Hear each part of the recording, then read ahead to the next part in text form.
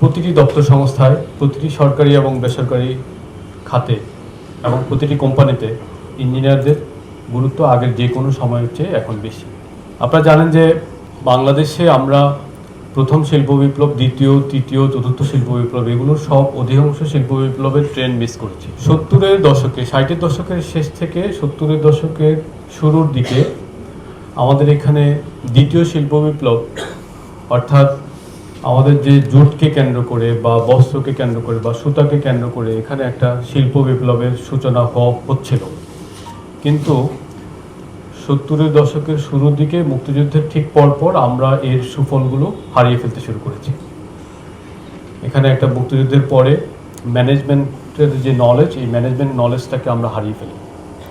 তো যে কারণে 60-এর দশকে কৃষির ছদ্ম বেকারত্ব এবং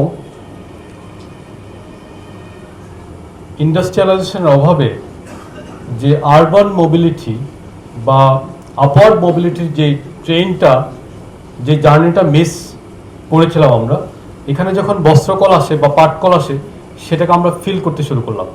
তারপরে মুক্তিযুদ্ধের কারণে যেহেতু এখানকার অধিকাংশ ম্যানেজার ছিল পশ্চিম পাকিস্তানি এবং তারা চলে যায়, এবং আমাদের স্বাধীনতার পরে আমাদের যে নতুন ম্যানেজমেন্ট, তারা ওই ইঞ্জিনিয়ারিং ম্যানেজমেন্টটাকে রিটেইন করতে ব্যর্থ হয় তাদের।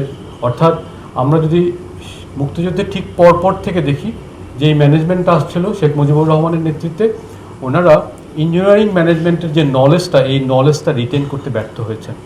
যেহেতু অপারেশনস, প্ল্যানিং এবং ডিজাইনের নলেজটা রিটেইন করতে পারে নাই, মালিকরা চলে গেছে, ম্যানেজাররা চলে গেছে, অপারেশনাল এক্সেলেন্সগুলো চলে গেছে, শুধু শ্রমিকটা রয়ে গেছে এখানে। ফলে কালেকটিভলি আমাদের দ্বিতীয় শিল্প বিপ্লবের যে যাত্রাটা, এই যাত্রাটা ব্যাহত হয়েছে। তারপর জিয়াউর রহমান আসলেন, কিছুটা চেষ্টা করলেন এগুলোকে ডাবল শিফট চালু করার, কিন্তু উনি অল্প সময় পেয়েছেন, মাত্র 3.5 বছরের মতো সময় পেয়েছেন। তারপরে এরশাদের সময় আসলো, একটা দীর্ঘ সময় ছিলেন, কিন্তু তার মধ্যে স্টেটসম্যানশিপ অনুপস্থিত ছিল, যে কারণে শিল্প বিপ্লবের যে জার্নিটা, এই জার্নিটা আমরা মাত্র 1 দশকের মধ্যেই হারিয়ে ফেলেছি। অর্থাৎ 60-এর দশকের মাঝামাঝিতে যেটা শুরু হয়েছে সেটা 70-এর দশকের মাঝামাঝিতে এসে সেটা একটা রিজারেকশন, পুনর্জাগরণ হয়েছে।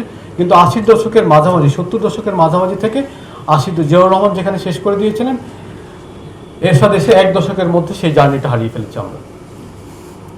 তারপর কি হলো?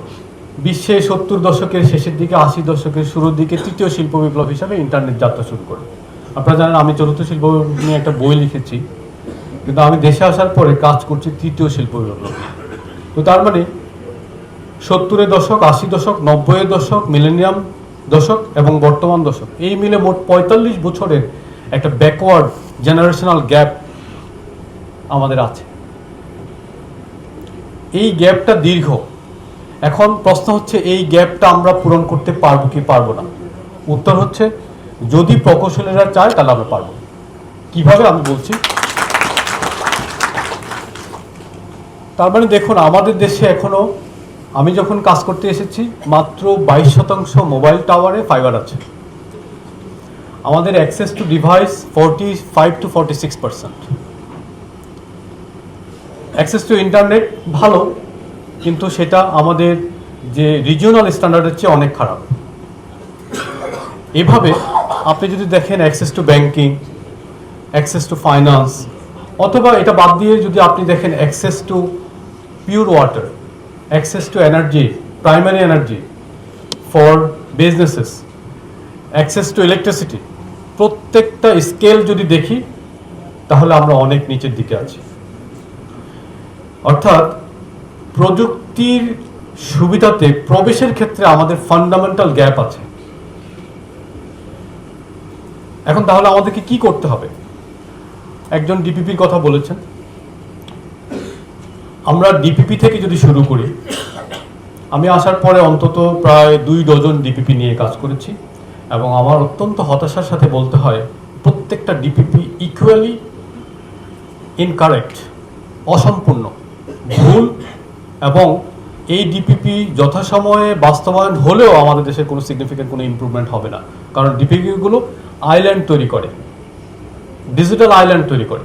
তা যেহেতু আমি পোস্ট অ্যান্ড টেলিকমিউনিকেশন না আইসিটি দেখছি, মূলত ডিজিটাল ট্রান্সফরমেশন সংক্রান্ত ডিপিপিগুলো আমি রিভিউ করছি, যেমন জুডিশিয়ারি, রেজিস্ট্রেশন, ভূমি ব্যবস্থাপনা, ICT digital transformation, enhancing digital governance, and user connectivity, এই ধরনের বড় বড় ডিপিপি ডিল করেছি।